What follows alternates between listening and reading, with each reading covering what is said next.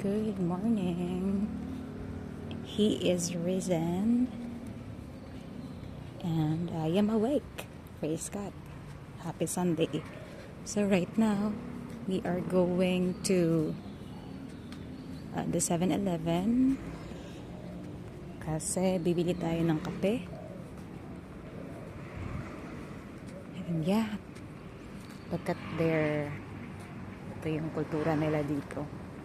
Andito tayo ngayon sa kahabaan ng Letrao. Soy 122. And yeah, the sky is so bright today.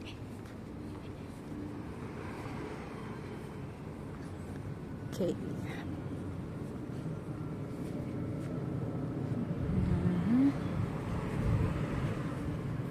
Wow.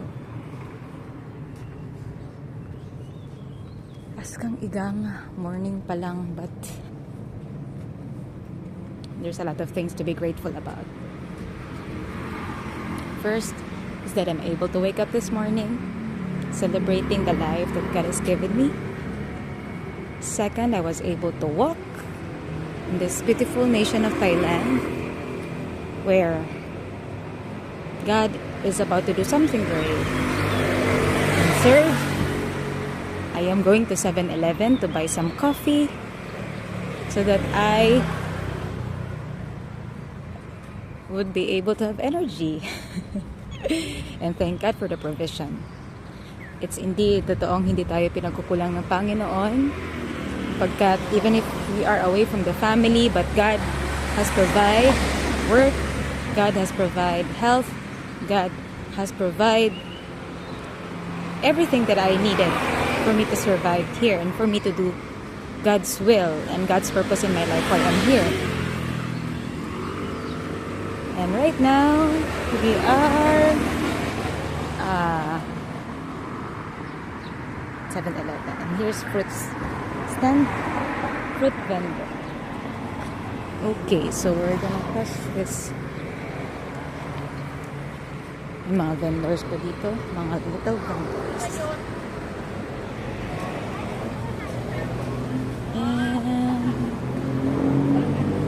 And let's go.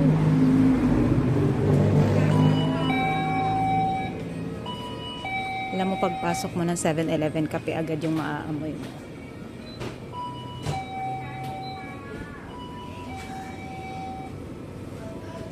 So, how do I make my coffee? First,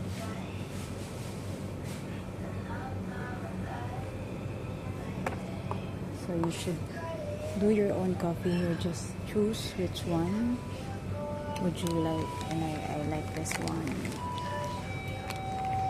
Actually, wala sila Nescafe. Right, so we already opened it. We're gonna pour it in our cup. And we're gonna tapan ito sa basura. Just here. I'm gonna pour.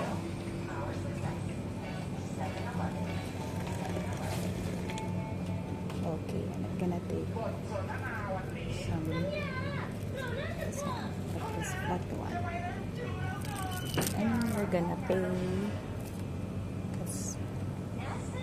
dalo na to sa counter for us to pay. And let's grab some tinapay as well. So may lamig rin yung tinapay.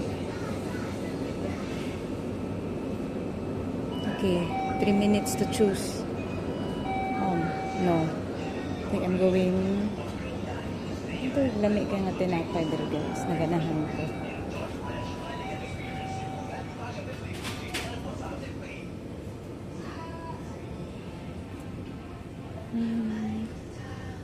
Is it here? Yeah.